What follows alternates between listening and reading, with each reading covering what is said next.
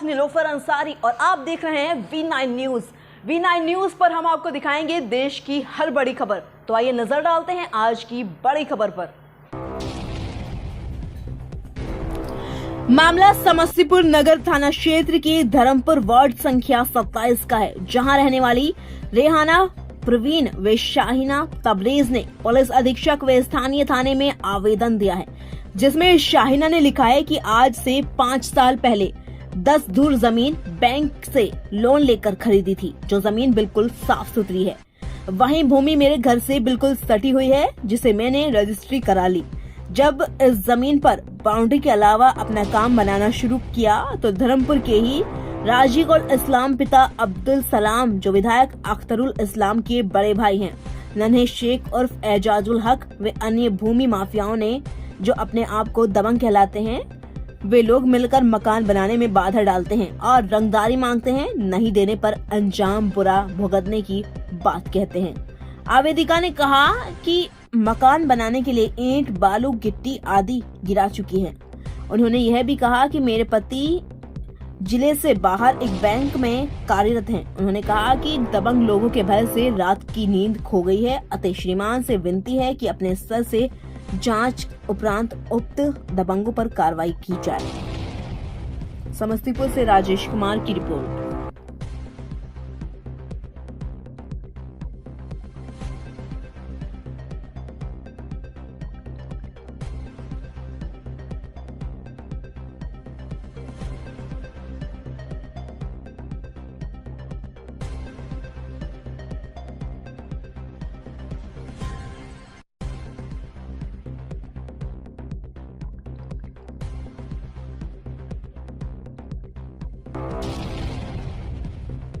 लेकर के आवेदन दिया गया है।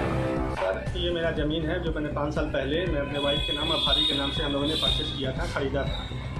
जो खरीदार था उसने 1996 में ज़मीन उसके नाम से रजिस्ट्री था, उसके पास सब दस्तावेज था। उसको हमने चेकिंग करवाया और तब जाके हमने 5 साल पूर्व फरवरी 2018 में मैंने ज़मीन खरीदा उनसे।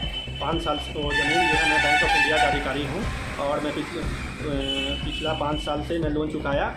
अब जाके फिर से नया हाउसिंग लोन लेके बैंक ऑफ इंडिया समस्तीपुर से हाउसिंग लोन लेके सभी तरह के कर्जावेद आवश्यक कर्जावेद जमा किया बैंक ऑफ इंडिया में, और तब जाके अब लोन लेके और तब मैं अपना भवन निर्माण का काम शुरू कर रहा हूँ।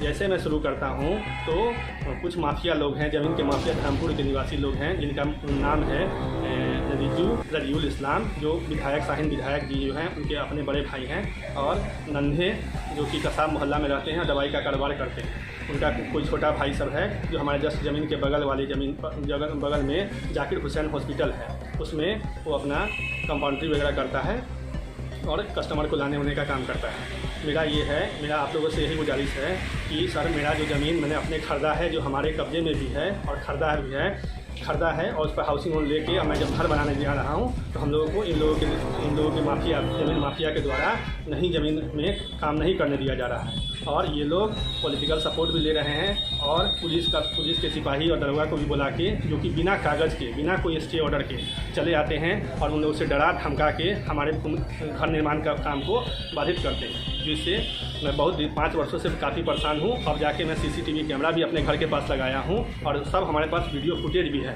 हमने इस संदर्भ में 2 महीना से ज़्यादा से SP साहब के यहाँ गया और वहाँ पर मैंने अपना जन शिकायत में जाके अपना कंप्लेंट भी दर्ज कराया, लेकिन सर अभी तक हमको कोई वहाँ से कोई लिखित में कोई भी आश्वासन नहीं मिला। हमको वहाँ से बोला जाता है कि आप थाने पर चले जाइए, वहाँ पर CO साहब और थानेदार साहब रहते हैं, वहाँ पर मिल लीजिए। वहाँ जाता हूँ तो कभी वो लोग आते हैं, कभी वो लोग नहीं आते हैं। हमको संतुष्टिपूर्वक जवाब कहीं से नहीं मिलता है और बार बार हमको थानेदार के द्वारा, वहाँ पर जो दरोगा लोग हैं उसके द्वारा या ज़मीन पर आके पुलिस के द्वारा हमको बार बार 144 लगवाने की धमकी दी जा रही है। हम उसके लिए भी तैयार हैं सर। कोई भी अधिकारी हमको कोई कागज़ देगा तभी ना रोका जाएगा सर। बिना कानूनी कागज़ के हमको रोका जा रहा है और हमारे मम्मी पर जो वहाँ पर घर पे रह रही हैं, मेरा छोटा भाई है, उन लोगों को परेशान करने की कोशिश की जा रही है। और कोई गलत क्योंकि मैं और मेरे बड़े भैया दोनों सरकारी सेवा में कार्यरत हैं और भैया मेरे पटना में रहते हैं, मैं मुजफ्फरपुर में रहता हूँ और हम लोगों को, हमारे परिवार को परेशान किया जा रहा है। विधायक के डर से कोई पड़ोस के लोग भी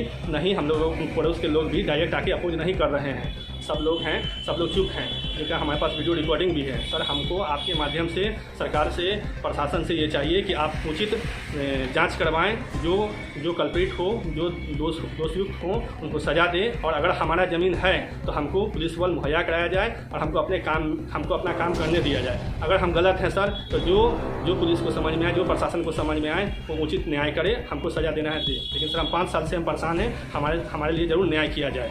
कहाँ आवेदन दिए हैं आप? सर मैंने आवेदन एसपी साहब के यहाँ भी दिया था जन शिकायत में, और मैं थाने पर भी गया हूँ। इसका हमको कभी रिसीविंग मिलता है, कभी रिसीविंग नहीं दिया जाता है।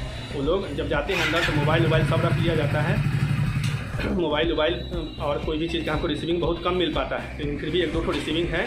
और फिर अभी 2-3 हफ्ता पहले FIR का भी आदेश एसपी साहब ने किया था। एसपी साहब बहुत अच्छे हैं सर, इसमें कोई दो राय नहीं है। लेकिन हमको लगता है कि थाना से उचित जवाब नहीं मिलने के कारण कोई निर्णय नहीं लिया जा रहा है। सर हमारा बस ये सवाल है कि 2 महीने तक हम क्यों इंतज़ार करते रहे हैं, हम 5 साल तक क्यों इंतज़ार करते रहे, हम कहाँ जाएँ, किसकी एप्लीकेशन दें। मैंने सबको व्हाट्सअप भी, जब मैं काम करता हूँ तो सब लोग परेशान करने लगते हैं, मैं व्हाट्सअप भी करता हूँ, फ़ोन करता हूँ एसपी साहब और DM साहब को, तो हमको फ़ोन का उसी जवाब नहीं मिला। तो बिना कागज़ के सर कोई हमको कैसे रोक सकता है सर, बिना कोई आधार के हमको कोई कैसे हमारे भवन निर्माण में रोक सकता है। क्या नाम हुआ? मेरा नाम सर तबरेज आलम है, मेरे वाइफ का नाम शाहिना तबरेज है और भाभी का नाम रेहाना परवीन है। घर मेरा धर्मपुर है, जो मैं 20 साल से मैं उस ज़मीन पर रह रहा हूँ। और जस्ट मैं आधा कट्ठा में मेरा घर बना हुआ है, धर्मपुर वार्ड नंबर 27। आधा कट्ठा पर ज़मीन पर मैं पिछले 25-26 साल से रह रहा हूँ। उसी के बगल का 1 कट्ठे का ज़मीन है जो हमने अब भैया भाभी ने आधा कट्ठा लिया था, उसी में भवन निर्माण बना है। अभी के लिए इतना ही। देश की हर बड़ी खबर सबसे पहले देखने के लिए हमारे चैनल V9 न्यूज़ को लाइक करें, सब्सक्राइब करें और हमारी वीडियोस को शेयर करना ना भूलें। नमस्कार।